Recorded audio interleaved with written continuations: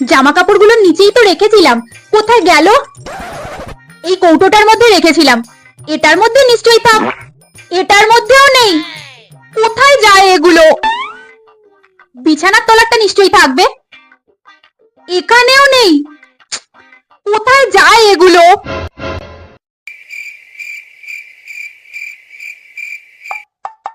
কি গো মা, মাথায় হাত দিয়ে বসে আছো কেন? শরীর খারাপ, ওষুধ এনে দেবো?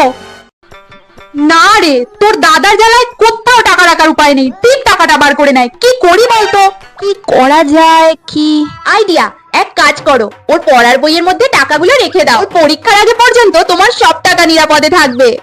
তোর মাথায় কি বুদ্ধি রে মানা, আমি তো এমনিই তোকে গাধা ভাবতাম। দাদার কাছ থেকে তো লুকিয়ে নিলে মা, কিন্তু আমি তো জানলাম যে কোথায় আছে। বেচারা দাদা, আরো বড় কেস খাবি তুই এবার।